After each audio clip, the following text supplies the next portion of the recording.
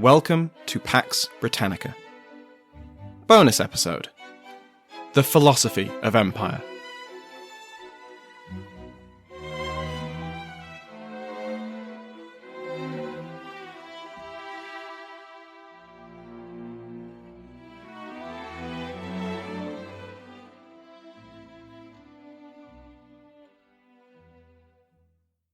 Welcome back to Pax Britannica.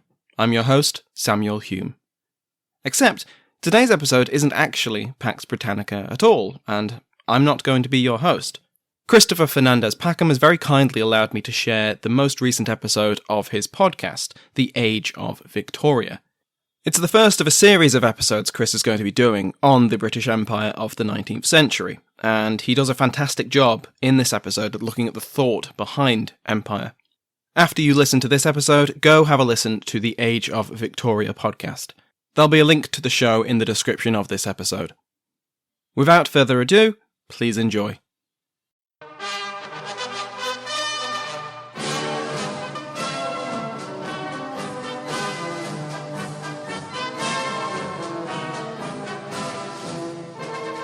Hello and welcome to the Age of Victoria podcast. My name's Chris Fernandez Packham. Let's get on with the show. Hi there, everyone. Welcome to the start of the Empire series. The Empire shows will cover some topics that you might find distressing, including genocides, racism, and war. Be aware, some listener discretion is advised, especially if you find topics like this difficult. Also, I'm sorry this episode is a bit late. I was on vacation, and in the run-up to vacation, I had to pull some long hours at work on my IT project. We are starting the Empire series with a couple of philosophical episodes. That means I will do what I was taught to do when I was trained as a philosopher, which is to start with some basic assumptions and then force you to think about whether they are justified. This is important because if you're going to understand the empire, the ideas that created it and sustained it, then we need to go deeper than killing is wrong, empires are evil, so the people that create them are evil. By doing a philosophical examination, we might well end up with similar conclusions, but they will be evidence-based and sustainable. We've talked a lot about Europe and wars and climate change and poverty and economics. We haven't touched on the empire. It is fundamental to the Victorian age, but it was incredibly complex. To cover the empire in one episode, or even 5, is clearly impossible. Even the empire is just the same kind of shorthand as when we say the United Kingdom or the United States. Convenient labels that are actually pretty meaningless. It certainly wasn't like in Star Wars, with an evil emperor at the top giving orders, and then hordes of unthinking drones in white armour following orders blindly, whilst a heroic resistance fights for the good. Many people that fought against the British Empire were good, brave opponents, but many others were brutal, greedy, and sometimes utterly inhumane in their own right. Even looking at a map of the empire at a fixed point in time can be misleading. All that pink on the paper makes it look more unified and planned than was ever the reality. Some of the pink areas were deserts or mountains. No one lived there in a meaningful way. In areas like this, empire might mean a port and a railway or just an outpost on the road, despite the map showing hundreds of miles around it being pink. Other areas, like urban India, came under iron military and legal grip. Even in the Indian countryside, though, some parts of empire were nothing more than a British forestry commissioner or a local resident, plus the idea that somewhere above was the empire. Many historians will point out the divide between what was called the settler empire, or settler colonialism, and the conquered empire. The settler empire was conceptualized as the Australian, South African, and Canadian areas where mass white immigration occurred into what Europeans considered unsettled lands that could be claimed. This empire consciously used terms like Anglo-Saxon, taming the frontier, and building the White Empire. Modern narratives on the British Empire tend to overwhelmingly focus on India, and in the 19th century, the British Empire in India was seen by the Victorians, at least some of them, as in many ways less laudable than the settler empire.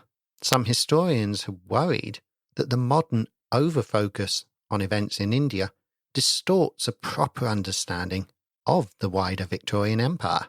Empire was different depending on who you were, where you were talking about, and what your views were. For some British people, in some years the empire was just something that happened over there, a distant thing that barely seemed to touch them. For others, it was a living, vital part of the way Britain itself was being created. A Birmingham worker knew the raw materials he made his finished goods from often came from the empire. The goods he sweated, perhaps died, to produce were usually destined for somewhere in the empire. The empire acted as a vast economic system, as well as an instrument of imperial expansion and control. To understand the empire, we must understand how sophisticated it was compared to many of the empires that had come before it. For those British people who went on to serve or rule the empire, depending on their class, well, again, their experience of it could be vastly different. A life as a lowly forestry commissioner somewhere in northern India could be remote and lonely, with few people, and even fewer British people, to even talk to. Months of silent isolation could be on the cards. A mixed-race clerk in one of the great Indian cities would have a very different view of the empire and the people who made it up, whether an Indian native, mixed-race Anglo-Indian, or brief contacts with the highest upper-class imperial administrators. The experience of the people on the ground shaped the empire, and they in turn shaped it. This, in turn, helped reshape Britain. Nor was empire a purely British construction. Some of the imperial structures were based on pre-existing native institutions or inherited from earlier European conquests. Many native cultures resisted British rule. Others actively allied with the British to gain personal advantage or perhaps political power. The Victorian Empire had a colossal impact on the world. At its height, the empire ruled a quarter of the world. According to the Organization for Economic Cooperation and Development, the empire oversaw around 412 million inhabitants, or around 23% of the world's population at its height in 1913. By some measures, it was the largest that had ever existed. It was the empire that exported the Industrial Revolution and the railways worldwide, either directly through imperial rule or because other countries scrambled to keep up. The empire acted as a cultural bulldozer, whether for good or bad, or usually both. This led to immense cultural power. British fashions, practices, laws, sports and customs were spread widely and deeply. This traffic worked both ways, with cultural change in Britain driven by the experience of empire, from clothes to customs to art to architecture to literature and the military. There's a lot of baggage and assumptions around the empire, and I'm going to push us really think about them so we can understand more of what happened at the time without jumping to pre-existing conclusions. This means we will be a bit more philosophical in this episode and probably the next one. We are going to start the series off focusing on the settler empire, especially in the Australias. I'm using the Australias to mean the various lands in what we today call Australia and Tasmania. In the Victorian era, especially the early era, Australia was a reference to the landmass, not a political entity or nation, although some imperial administrators and explorers were starting to think of it that way. I'm also going to remind you that there have been hundreds of empires throughout history. Yuval Noah Harari, in his book Sapiens, A History of Mankind, says that we should remember empires, usually in the form of absolutist divine monarchies, were almost the most common form of government in human history, whilst modern liberal democracy is already looking shaky after a mere century or two. That's perhaps debatable, but empires are certainly extremely common. The British Empire wasn't the first or the last, and in some ways is notorious not just due to its size, but because it is so recent. When we look at empire, we can easily condemn the British for numerous wars and killings because the grandchildren of the victims are still here to remind us. But somehow, the Romans are regarded as cool, despite ethnically cleansing the entire of France, or wiping out perhaps 100,000 people in Carthage deliberately. And this is mainly because of the sheer length of time that has passed. Empires and massacres certainly weren't invented by the Europeans either. The Yangzhou massacre of 760 CE saw thousands of perceived foreigners murdered by rebels who were trying to overthrow the Tang dynasty. The Aztecs are almost a poster child empire for extreme violence by a sophisticated non-European empire. You can even go back into prehistory and look at the evidence showing massacres. Mankind seems an incredibly warlike species. It appears from some evidence that there was a form of warfare at Nataruk in Africa 10,000 years ago, involving a hunter-gatherer tribe, resulting in a large massacre in terms of the percentage of the population rather than the absolute numbers. Historians like John Keegan or Victor Davis Hanson will say that humans seem to have an innate tendency to violence, war, and killing. Europeans just had a period where they were very good at doing it over long distances. Just saying that can be contentious, since some anthropologists don't like the suggestion of violent warfare, as it can lead to the blaming of indigenous peoples for their later conquest. It also challenges the notion that conflict is rooted in competition over resources by more advanced societies. If hunter-gatherers in low-density, high-food areas still engaged in mass killing, that says something about our innate evolutionary behaviours. That has striking implications. The narrative of more technologically primitive peoples being more gentle and corrupted by the more ruthless settled civilizations is undermined if humans are like chimpanzees and predisposed towards conflict and killing.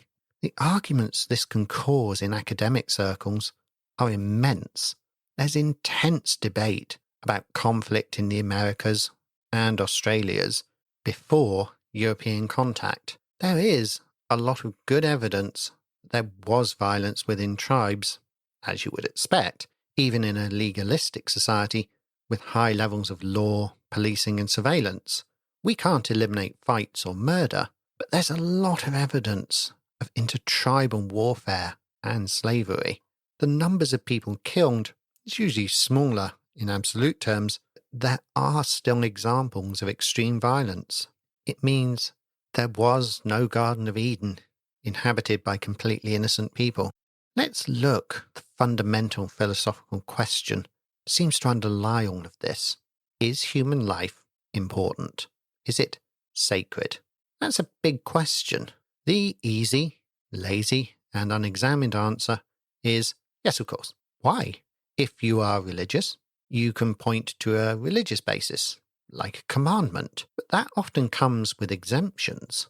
Many religions encourage the killing of non-believers or laud examples of human sacrifice. Besides, if a thing is only wrong because God says so, what happens if he changes his mind? Do the things he has previously called evil suddenly become good? In the Old Testament of the Bible, Abraham is told to sacrifice his own son. He is willing to do so, and he and the child are only spared by divine intervention once God is sure Abraham is going to do as asked and murder his own child. Yet in another part of the Bible, the book of Judges, Zephetha offers a sacrifice of the first thing that comes out of his house door if God gives him victory in battle. God, showing a lot of partisanship, gives him the victory. When he returns home, he is greeted by his daughter, but keeps his vow. There's no divine intervention this time, and she is murdered as a sacrificial offering. That's pretty flexible morality God is displaying, and not a great basis for an objective moral system. The Old Testament God is often aggressive and changes his mind on a whim, along with being comfortable with supporting one side or another in extremely violent wars. That's hugely problematic for the major Abrahamic religions of Judaism, Christianity, and Islam, which all share the same Old Testament book. If you aren't religious, you can have even more difficulties. You don't have to deal with the often inherently contradictory moral practice outlined in ancient texts. Instead, you have to grapple with creating a value system that can't appeal to an objective standard. It means all moral ends turn into just claims of values. This makes morality highly relative and culture-specific. It can change from person to person and culture to culture. Even getting a common definition of what is life is problematic, and it flares up at the heart of the abortion debate, for example. If I sat you down opposite me in a pub and asked you to outline exactly why human life is important and sacred with evidence in a consistent intellectual framework, you might find it tricky. We inherently want to say so, but it's clear that we all give different lives different values. You could say life is valuable because people have a right to live and decide their own destinies. People then learn and contribute to society and add value to everyone's lives. What if I push you and say prove a right to life exists? You can't point to a law of physics or science to prove it. You might feel a bit frustrated and say, look, people have value. They contribute in amazing ways, our shared humanity. I could push back by saying, well, what about the people who don't contribute? Are you saying people's lives are only valuable if they contribute something you like, and the right to life is predicated on the providing value? Does that mean only fully mentally and physically able people have a right to life? Are you excluding people who are alcoholics and drug addicts? If they are a drain on society, does that mean they don't get a right to life? At this point, you would probably be resisting the urge to pour a pint on my head, but you might sigh and say, look, we are all unique and valuable, and we treat everyone equally, which is why we have laws to help include people who are in difficulties, so they have the same rights as us.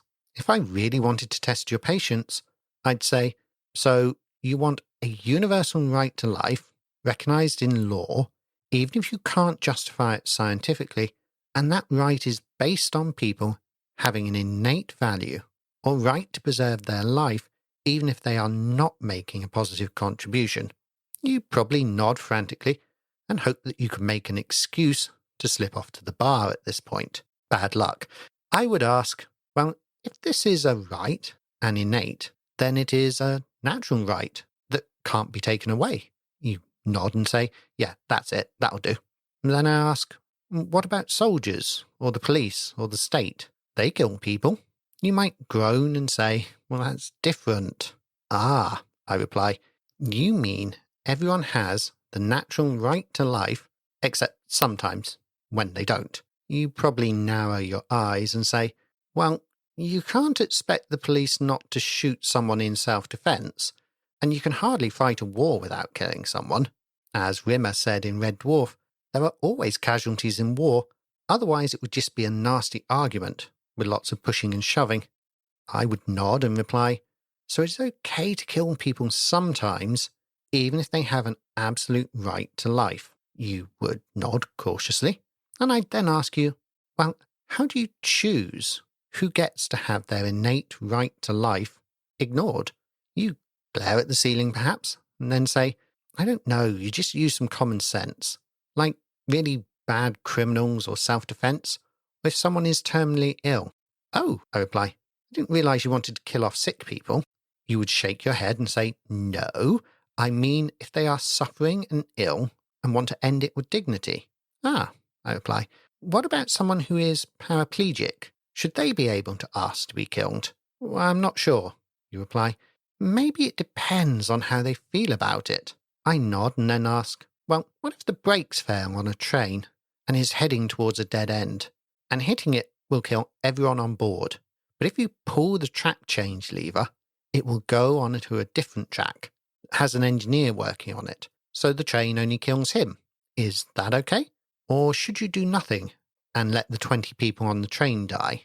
What if those 20 people are criminals, being transported to a high-security prison, whilst the engineer is a loving, hard-working single father? Are you comfortable making that choice? Does your value system that you've worked out let you find the right moral answer for that choice? Is it okay for the state to kill people in a war, but not execute criminals? That appears inconsistent. Why is it okay to kill people in a war and be pro-euthanasia in cases of the terminally ill, but then perhaps say you are against abortion? Or the other way round. You might condemn the death penalty and killing people during a war, but be fine with abortion, because how you define life is different from how other people have defined it, and the value you have placed upon personal freedom is different to the value they are placing on someone else's freedom. Inconsistencies about how human life is valued, whose life is valued, are common. Issues of personal freedom frequently conflict with other people's views on the right of people to live their own lives. You can see some basic human morals and impulses in conflict in here. Answers to the questions I pose in that fictitious conversation can differ wildly.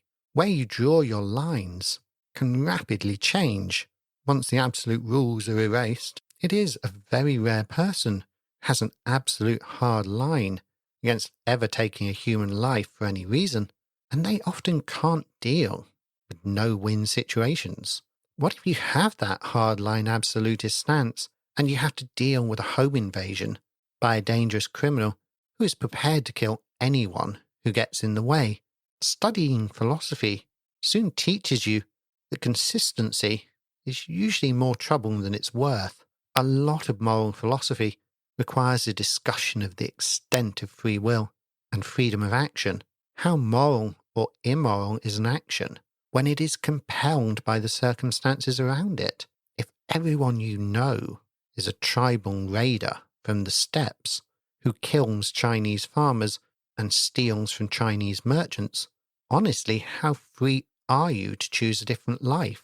Respect for the law is often deemed a moral good, but the law itself can be morally evil. Yet disobeying that law could require further immoral acts. Supposing you were a civil servant in Nazi Germany, you decided you couldn't follow the registration laws because they are immoral.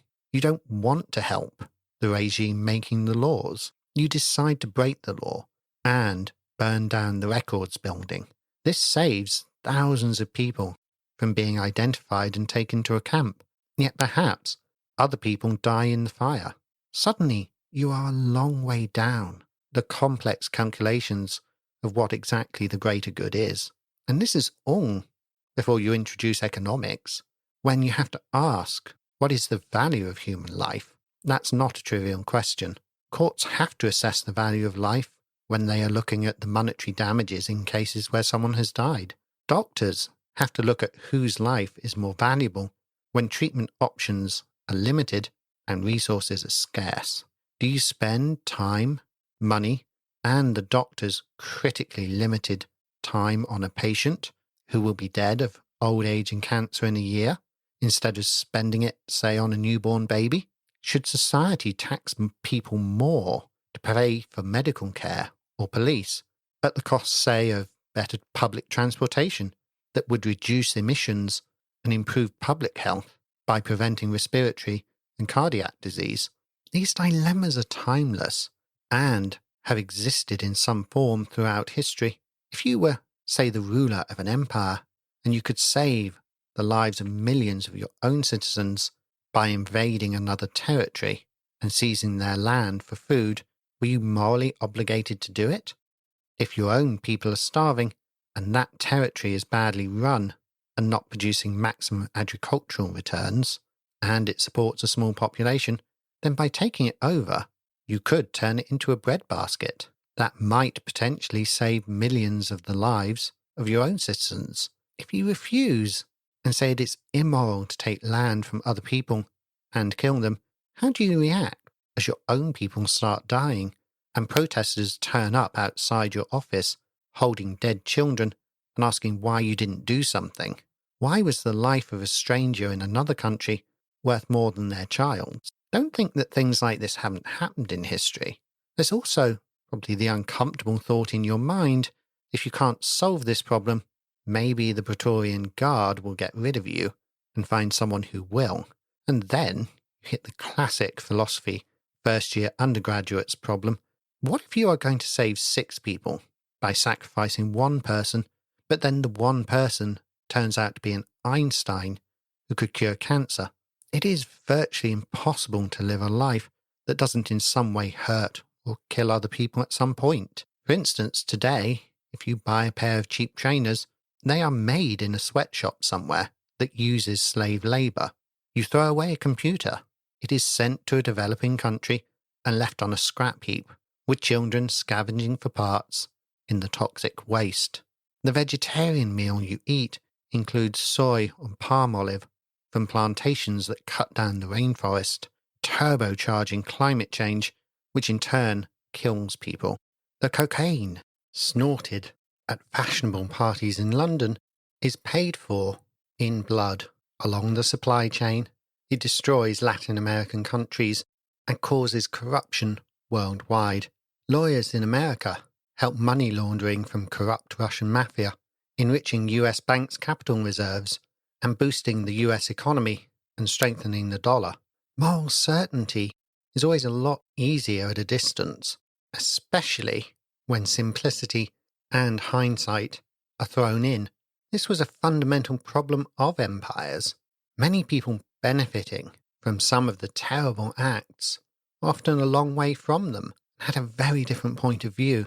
It gets even harder if we look at one of the fundamental values of modern liberal democracies, the right to individual liberty. This tenet says you are free to make your own choices and live your life any way you want, provided your actions don't infringe the freedom of others. Yet in practice, modern societies routinely expect and even demand people interfere in other people's lives. A 14-year-old with a meth addiction will be forced into the medical system. A person living in a homeowners association area will suddenly find those cute garden gnomes they want for the front yard will generate a lot of interference with their lives. Tax offices are notorious for interfering in people's lives, as are insurance companies. Crossings interfere with your walk, and when councils take away sidewalks and pavements, they force you to drive rather than walk, damaging your health and the planet. Governments interfere with individual freedom by forcing drivers to wear seatbelts or to drive cars that meet emissions standards. Yet these are necessary measures. Vaccines are the most effective method of controlling many infectious diseases, yet they often require the state to force consent of the people who refuse to accept them on spurious, scientifically illiterate grounds for the good of the wider community. The value of freedom becomes a complex series of debates and trade-offs about where boundaries really lie. Societies and people constantly force their will onto others. We just don't like to think of it that way. In 17th, 18th and 19th century Europe, the concept of it being wrong to interfere in another culture and respecting it was not a common one in the first place. If you look at it at even an individual level, many Victorians would have said it was perfectly okay to tell someone else how to live their life and judge them for how they did. That runs contrary to our modern view of individual human rights and the freedom to live life as you choose. That was not a sentiment that was particularly common in Victorian times. People expected to judge others and be judged by the community. There was also the view that if someone wasn't seen to be living life in a way the Victorian community approved of, there was a moral duty for the community to tell them to change their life. Poor Victorians in the working class routinely received lectures on sexual abstinence and temperance from visiting charity workers, and frankly that attitude is common today too. As for the right to life, that was just as tricky as today. Victorians knew life was fragile. Most people in the world lived in extreme poverty, even in the richer nations. Disease could strike without warning. Childbirth was incredibly dangerous. Huge numbers of people around the world died due to injuries at work. Telling a working-class Victorian that everyone had a precious life that had to be treasured might have seemed insane when they looked around them and watched their fellows dropping like flies. Victorian England and Wales at one point had a life expectancy at birth of just 40 years, and child mortality was enormous. The statement, all life is valuable, would just not have made sense. Most people can't get into the detailed analysis of these kind of issues when making most of their decisions. Complex moral rules and frameworks are just too much for every decision we have to make. So people turn to shortcuts called heuristics. To quote Alice Newark, quote, "Given the sheer number of decisions the average person makes on any given day, the brain's use of shortcuts to help assess different choices makes perfect sense. It would be a waste of time and energy if someone had to do an exhaustive cost-benefit analysis to decide which brand of laundry detergent to buy or which kind of pizza to order.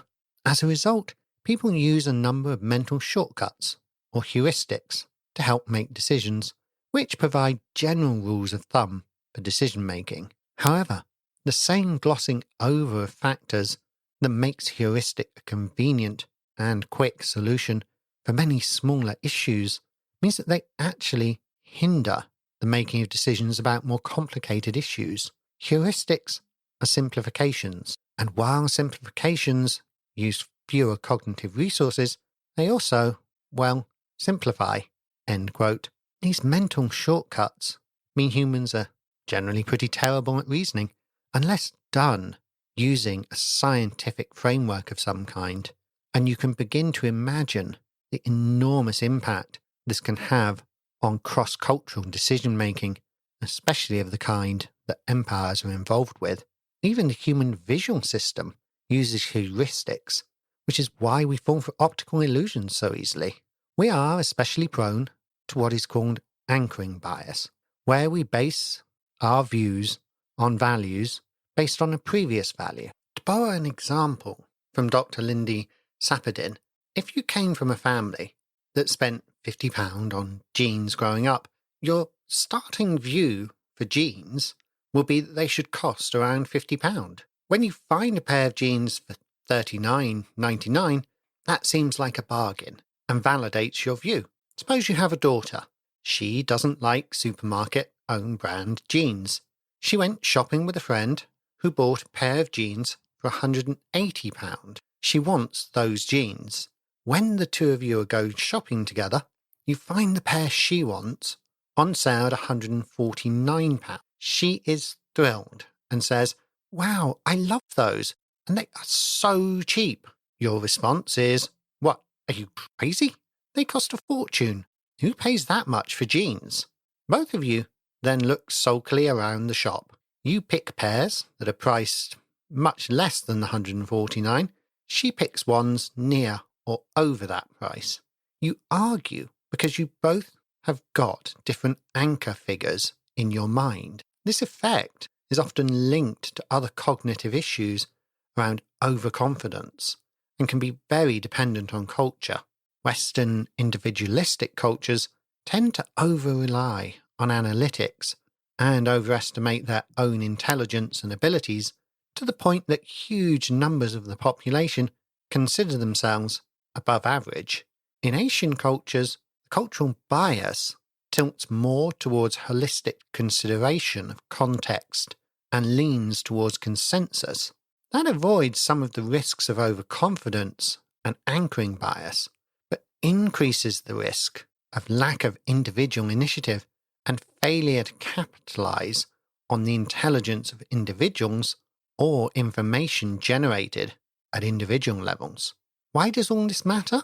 Well, when cultures meet each other, it matters a lot. As I've shown, human decision-making is often deeply flawed and driven more by individual biases than people realize. When someone from culture A visits culture B, they have to judge it against their own culture, since that is their only frame of reference. Yet the way they perform the judgment is frequently messy and based on these heuristics. If the heuristic is a simple rule like, it is important to be punctual, then a German and a Spaniard will probably suffer a minor cultural misunderstanding, but no real harm. If the cultural heuristic is, people who disrespect Allah should be put to death, then a visitor from another culture had better understand very quickly what is and is not considered respectful.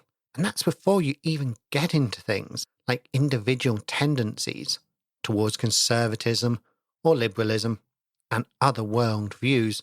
Confirmation bias blends into this dangerous stew where information that confirms your worldview is accepted, what doesn't is ignored or disparaged. Cognitive biases and the cultural norms of the Victorians were what they took with them. It was their life experience, and they couldn't avoid it any more than the cultures that met them could simply dispatch with their own cognitive biases or cultural norms. To the Victorians, then, if life wasn't even precious in their own society, why should they think it was precious anywhere else on Earth? Travel to other countries seemed to show the same thing. People lived short, hard lives and often died in huge numbers. On top of this, there was the mental distancing societies did to turn members of other societies from people with thoughts, feelings and a distinct culture into an inferior other. If you follow this line of reasoning far enough, you can even persuade yourself you are actually doing a good thing when you're doing some very bad ones. This mental distancing is so useful as a tool for humans, especially in smaller societies. Who is and isn't a member of the tribe, who benefits from the labour of the tribe, could be crucial in survival in harsh environments. But it's dangerous. People who commit crimes, for instance, become criminals and are always criminals suddenly. The label stays as if being a criminal was an intrinsic characteristic, like becoming blind or having red hair. That in turn leads to harsh sentences. You treat sick people with help and care, but if your society starts seeing the criminal as less than human, well, you can see where that can get to fairly quickly. Individuals are often quick to attribute their own successes to their own actions and their failures to things beyond their control, yet look at other people and attribute their success to structural factors and their failures to themselves individually. You can blame crime on individual actions alone and not have to worry about whether there are structural or economic problems.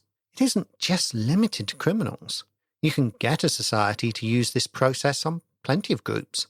Depending on your political problem, blame someone. Blame the Jews, or the Gypsies, or the communists, or the capitalists, or the radicals, or the big corporations, or the students, or black people, or women, or immigrants, or men, or the patriarchy. anything that you as a cynical ruler can point to and say, see, they are the real problem. If you just focus on them, get them out of the way, I can create the better world you want. Just give me the power. It gets even easier if the group you choose to single out has some unpleasant or difficult aspects. It's easy to get people to defend women's rights when they are under attack, but it is harder to get people out on the streets to protect the rights of criminals and the unemployed. What about when your society really doesn't like the values of the minority that's under attack from the mainstream? Like, say, hardline Islamists' freedom of speech when it's under attack in a democracy. You have to be a pretty committed Voltairean to come out and say free speech no matter what, and if they call for a caliphate and the beheadings of women who had sex before marriage, that's their right. It is perfectly possible for a minority group to be persecuted by a majority, yet be pretty hateful in themselves. It can also work the other way round. Some minority groups take over a society and control it, excluding the ethnic majority from power. I guarantee you that newspaper comment sections and student debate societies will constantly argue about who or what gets to be mainstream in a culture and how to treat people who don't fit easily into mainstream culture. This othering isn't unique to the British Empire. You can look back in history and find plenty of examples of humans who don't want to see other humans as real people. One example that stuck with me is the photo of the Turkish official in the Armenian genocide. He's standing, a well-dressed, well-fed man, in a group of kneeling people who have been starving for so long they look like walking skeletons. In his hand, raised above his head to taunt them, is a loaf of bread. Then there's the photo that has to be one of the most striking and awful in human history, called The Last Jew in Vinnitsa, taken in 1941. In it, there's a crowd of well-dressed Nazi soldiers standing in the background on some rubble. In the front centre is a tall, well-built Nazi man. He's holding a pistol to the head of a man in a suit and tie who's kneeling in front of him. In front of them both is the pit full of bodies, people that have been murdered by the Nazis. The kneeling man has been positioned so that when he is shot, he will fall into the pit, saving the killers the trouble of lifting his body. You have to look into the eyes of the man about to die. What I find fascinating and repellent about this is not just the subject matter itself, it's why we know about it. These Nazis were part of the infamous Einsatzgruppen D during the massacre of 28,000 Ukrainian Jews. We know about the photo because a Nazi soldier liked it enough to keep it, write the title on the back, and put it in a photo album. Just pause and think what that means. The sheer horror captured in a photo that was supposed to be looked back on, perhaps with pride or fondness. If you get the chance, have a look at the photo. There's a reason why the phrase never again is so important. Now imagine how many times in human history you could have taken pictures like these in nearly every country on Earth. See, that's one of the things that gets lost when we look at the British Empire and say, wow, it killed a lot of people. We forget how many other empires and kingdoms have done similar things. They don't resonate as much because we can't look in the eyes of the victims in photographs. Genghis Khan was responsible for the deaths of millions and millions of people. Today in the West, you will find military history enthusiasts who forget about the bodies in their excitement to talk about horse archery. And in Mongolia, there is a statue to the Great Khan that is 135 feet tall and weighs over 250 tons. To the Mongolian people, he's the hero who united the steppe tribes, founded an enormous empire, and reopened the Silk Road between East and West. How should we feel seeing a statue of someone who created an empire that killed 40 million people? To the Mongols, he's a hero, the founding father of the nation. He believed in religious tolerance. equality before the law, the outlawing of slavery, the prohibition of torture. Was that worth the 40 million dead? Should his statue be pulled down? How do you think the Mongols would feel about that today? But then on the other side of the coin, that outlawing of slavery only applied to the Mongols because, humans being what they are, they tend to be selective about who gets to enjoy the ruling privileges. Many Chinese rulers viewed China as the perfect heavenly kingdom at the centre of the world, and those outside it as non-human. None of this is to excuse the bad parts of the British Empire or the terrible things it sometimes did, but to remind ourselves as humans that these things are not unique to the British Empire or the West. Empires bring political benefits that seem unpalatable in the rich modern West, floating on oil and technology. In the pre-oil age, empires often provided a degree of stability and protection in areas where nation-states didn't exist, and inter-ethnic conflict could be endemic. It is easy to criticize rigid imperial governance, but it is easy to overlook that in some areas, the absence of a strong state can lift the lid on ethnic tensions that spark up into generational ethnic conflicts, like the ongoing instability in the Balkans as the Ottoman Empire collapsed, then the post-World War II Soviet Empire also withdrew from the area. Serbs, Muslims, Croats, and many more got involved in some of the worst failed state conflicts and genocides since World War II. Even today, the scars run deep. Freedom is all well and good until it turns to blood feuds, ethnic cleansing, and gangs of rival warlords looting and extorting. Somalia is one key example, but history is full of examples of other conflicts that can rage in the absence of states and empires. If you were in one of those outlying lawless areas, do you think welcoming the Great Khan would have been something you'd do or dread? After all, the Mongols will bring law and stability, but if you refuse, your tribe might be wiped out, and even if you submit, you won't get a chance to make your own decisions anymore. The British Empire usually set up organisational structures that were always going to be dehumanising to people outside the power structure. Empires are designed to benefit the people ruling them.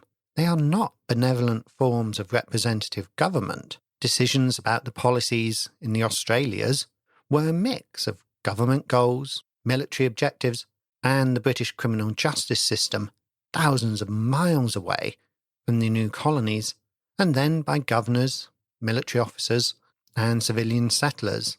Then you factor in the vast gulf in cultural worldviews we've just talked about, and this othering is an inevitable disaster waiting to happen. It is easy to say the racist British wanted to replace the indigenous Aboriginals with white settlers. And that's true at a very high level, but it doesn't help us understand what actually happened, to whom, and why. A female convict, for instance, would probably not have thought of herself as a racially superior colonist seeking to found a white dominion in Australia. She didn't get to choose to go.